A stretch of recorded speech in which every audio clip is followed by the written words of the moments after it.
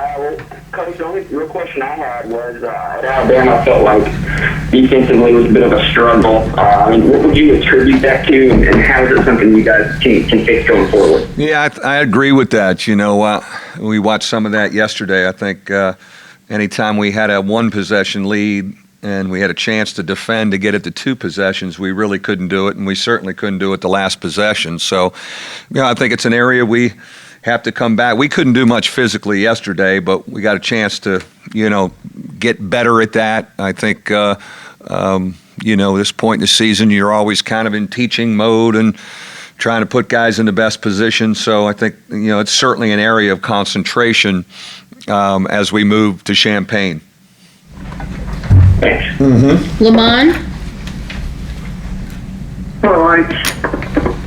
Just wanted to ask you, just what did you learn about the team during the trip? Three really tight games. I learned that we're going to have much growing pains as we're growing up and trying to figure out who we are. I do think we've some guys improved down there. I'm really happy where VJ Beacham is right now, confidence-wise, and I want to continue to develop that. I thought he played like a main guy, and he was kind of a steadying force for us, really, through all three games. I thought we saw a little bit what a Matt Ryan can give us, and we got to keep nurturing that. He wasn't as good Sunday, but he's a young guy, and we got to keep helping him and getting him there. I thought Demetrius was a rock the whole time. We asked him to do a lot, and he did. And I think the biggest thing is you're learning, what do you have to do? How can you better help your guys as you're trying to figure it out? And there's some individual stuff where you want to build on. That guys did a good job. Some team stuff where we were disappointed, and we got to get better at it. And that's what practice is for. And I do like the fact that this weekend we don't have a game. We probably need a good stretch of practice reps because we've played a lot of games now without practice. And so after Wednesday night, we've got a great stretch to really work on some stuff. Thank you. Matt? Coach Brey, I guess what did you kind of see out of Matt Ryan this weekend? Lead you to believe that he's making those steps forward that you need him to take this year? Well, I thought in the Iowa game, which was a good win for us, he was really good. He was fabulous. He defended, he rebounded, and then certainly we know he can make shots, but I thought he made some key passes. But he gave us something on the defensive end and on the backboard too. He's very important for us moving forward. We understand there'll be days when it's one step forward and two steps back, but we got to continue to nurture him and get him confident because I think he's going to be very important to us as we get into the ACC season. Okay, thanks, Coach. Mm-hmm. Anybody else on the line that has questions? You talked the other night and again right now about teaching. What are the areas that you need to teach with this group? You know what the best thing is right now? I think the best thing that's happened right now is we're unranked and we're poor. And we have an atmosphere to really coach and work in. And it's funny, in a twisted sort of way, I think it's my favorite place to be. Like I'm excited, I'm energized because our track record has been when we've been, kind of off the radar and back to square one, we've made some great progress. But on both sides of the ball, spacing with our big guys, transition offense, certainly ball screen defense, which is going to be tested tomorrow night. There's a perimeter team that ball screens a lot. And we got to get reps at it. We got to go over it. We don't have to reinvent the wheel. Some guys have to be held a little more accountable defensively, and I think we started doing that yesterday. But I kind of, in a weird way, I kind of like where we're at because I almost think the only way this group can get better is to be, unranked, poor, and trying to figure it out. And I think coming out of the weekend, you've really gotten last year off you now. You went into the preseason with some of the last year momentum, and now you're in your own little bubble trying to get better, and I think in a lot of ways that's been some of our best improvement in development in my years have been in this scenario. But across the board, we got to make free throws. You escape probably 2-1 if you make free throws. You make free throws, you may be 3-0. So we're going to shoot them underhand today. We're going to work on shooting them freaking underhand today. I'm going to get them up tight, and we're going to shoot them underhand. So all things, it's a fine line of holding a group accountable. You got to do this. You got to do this better. You got to be better here, but not tying them up in knots where it's like, oh my God, we need to be attacking and going for it tomorrow night. You talked also about liking the fact that you have to go over there and play. To do that, to do the tough stuff, and to be where this team is at, does that allow you to move further away from last year? And it's to let them know it's not last year, number one, and number two, It's not going to be easy where you're at right now. It's a great scenario, and again, as I was thinking last night, like I was like excited yesterday, like we've rotated through this position in my tenure many times. I think some of our best growth has come in when we're in this position. And probably we weren't ever going to really find out who we are till we got to this position.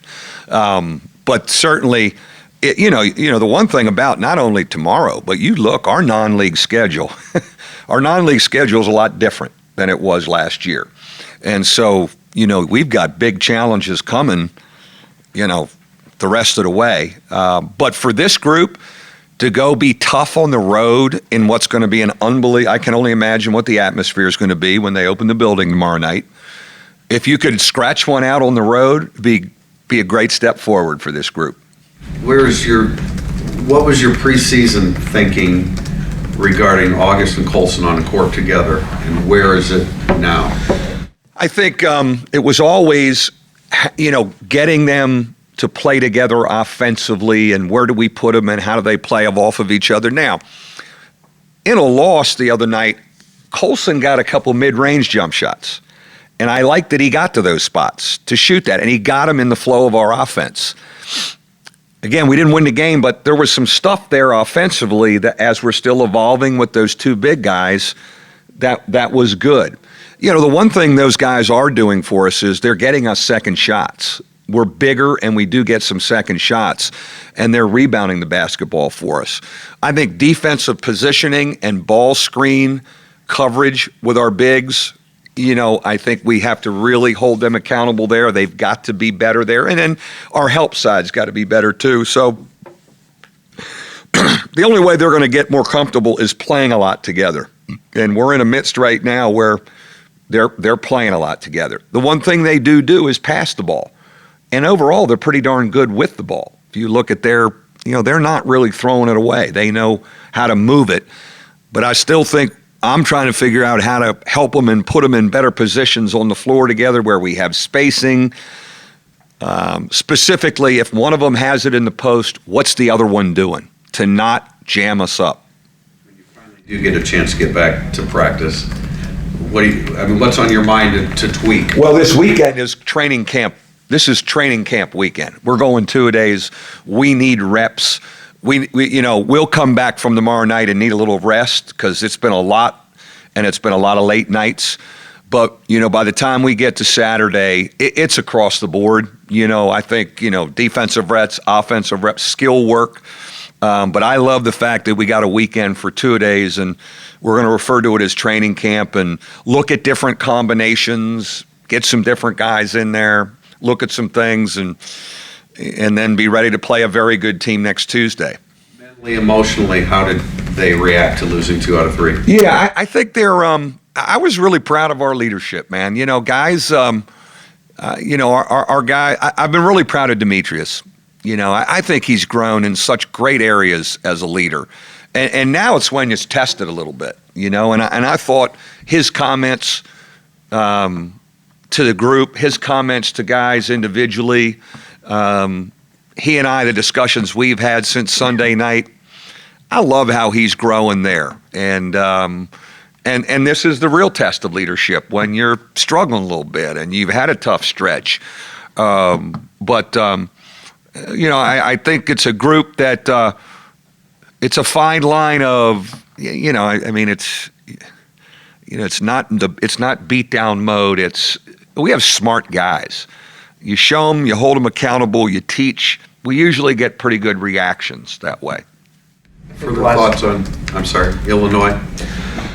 Perimeter oriented. They lost their big guy, but they've got a lot of guards, perimeter oriented, and a lot of ball screens. And so we got to get a lot of reps in that today. We actually are going to practice tomorrow instead of a shoot around. We really couldn't do anything physically.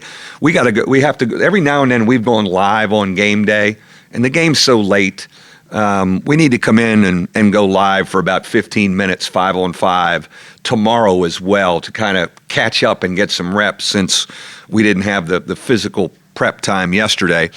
But I think can you stay in front of drivers? Well, we didn't do a good job of this against Alabama. They're coming at us with perimeter guys. And the new rule, as you've seen, is an interesting rule. And playing it without fouling and then ball screen coverage. And what are we going to do with the ball screening situations? And then poise in a road atmosphere. I've got the crowd noise piped in for part of practice today. We haven't been, let's get a simulation of, okay, they're on a run and we're coming down for an offensive possession. Are we going to be frazzled or can we be, poised and run something and get a bucket to kind of calm a crowd down? New territory for this nucleus. Going back to Demetrius, there were times last year where you maybe didn't need to be as hands-on talking to guys because Pat and Jaron would take that over. Is that something you're seeing from Demetrius too? And I think he's really grown in that area. There's no question. And what I've liked is, I've liked the relationship he and I have developed now that he's my spokesman. Last year it was me through Pat and Jaron. And I love his insights. He's got a great basketball IQ. The guy, the guy, I called him last night. He's back shooting. I said, why don't you get some rest? He's playing long minutes. He's defending. He's making big plays for us, making big shots, wanting the ball at the end of the game. A lot of growth in that area. Want to continue to do it, but I think he's grown there. Zach has grown there. I'll tell you what's developed a little bit over the weekend is Steve has become more vocal. Steve came to me and suggested some different out-of-bounds under situations, and he's taking the ball out now. That's new for him. And I told him yesterday, I said, that's great growth because you have great insights. Speak up. I want to hear your insights. And I think behind Farrell and Ryan, there's nobody averaging more than 6.5 or 7 minutes. Is that something you want to try and bring in a little bit? Yeah, there's no question. I think, sometimes when you get down early, and it was a little bit more of who can defend. I thought it was a tough night defensively for Matt and Matt against those guys taking it off the dribble. But I liked how we had guys rotating through on Friday against Iowa. That's the perfect scenario. And even Torres in there being active, he gave us 5 minutes in the first half. But you're also trying to figure out who can play some extended minutes too. What can Beecham give you? What's Colson's minutes? I think the other guys, Steve, D, Zach, those guys have played long minutes before, but where's Colson and Beecham if they play long minutes? Or is it still productive? Are they fatigued? I'm trying to figure that out. But Matt and Matt are important. Torres is important. And, other guys, we got to keep looking at other guys too. And, whether the other guys get in tomorrow night may not be the question. But then you've got a week of practice and you may look at some other things and experiment with some things. Like you mentioned, putting last year behind you, do you think this team had a sense of this year was going to automatically kind of be a run on from last year? I don't think so. I think they were very realistic that, and I told them that. That it's going to be really hard for us. I don't think they had a false sense. I think they're very smart. They're very realistic. They were very hungry to want to be special again. But I don't think there was anything like, you just wake up and you live off last year's juice. I think we had enough maturity on the team. Maybe the freshmen, I would say maybe the freshmen thought that, because they probably had the widest eyes on Sunday. Like, wow, we just lost 2 out of 3. But our older guys, hearing them talk in the locker room, hearing them on the plane, hearing them yesterday, okay, here we are, and we knew it was going to be hard. And I told them at one time in the preseason, this is going to be really hard this year. It's going to be really hard. I mean, do we understand what we signed up for?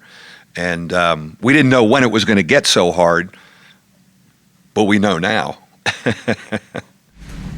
You talked about the whole foul situation. You're not that different than I think that the stats this week, you're 10th in the country in fewest fouls, and you lead the league in the ACC in fewest fouls. But how different is it trying to figure out what a foul is? Because Steve had a look the other night where they called a foul on him, and he was like, well, some of the fouls on Steve Vastoria, I'm having a hard time with, because no one plays better position defense. I think as far as the rule, I'm not going to go Tom Izzo here. The rule is the rule, and we have to adjust, and we all agreed to it. But I think where officials probably are learning is when the offensive player initiates contact, we can't bail them out. And there's been such a mandate, there's been such a strong mandate, and I get it, and support it, of, hands and physical impeding drivers. But when a guy initiates contact and you have a guy hands up, moving his feet in good position, we can't bail guys out. I think that'll get better, because I'm sure from supervisors now, refs are hearing like, look now, let's not get ridiculous with this. And really, Demetrius and Steve are 2 of the best position defenders in the country. I think they've gotten some cheap ones, with a guy initiating contracts. So hopefully that will evolve. On the offensive end, we've taken advantage of it a little bit too. Steve has become more of a driver, and I've liked what he's added. But it's an evolution, especially at key points in the game, in game situations. With that, I just think that's probably the area for officials. Just make sure the offense isn't initiating, and don't bail guys out. That would be my own, and not just our games, but watching other games. what do you want to see this team do more? Win a game with an offensive possession, or win a game with a defensive stop? Win a game with a stop. Can we win a game with a stop? I think that's really a key for us. Can we get a stop and a big defensive rebound? We did it against Iowa a couple times in game situations. We got stops and defensive rebounds, and then they got to foul you, and you go down. Now, can you make the free throws to make it a 2-possession game, or to be up 3, and then we're in green where we're switching everything and defending the arc? We were in that a little bit Friday. We could never get to it Sunday. We could never get a stop to get to 2 possessions, and so I think. That's if you look at our offensive numbers, we're pretty efficient. Free throws aside, we're pretty efficient. We're turning the ball over a little bit more, but not crazy. But you gotta put some stops together. Like, for example, I told him we only had 3 kills in the Alabama game. We had 6 in the Iowa game, and when we've gotten higher in the kill. When we've gotten closer to double-digit in kills, it's been good nights defensively. We only had 3 on Sunday, and you get what you get. We deserved it. We deserved it. Thanks, guys. Thanks, Mike.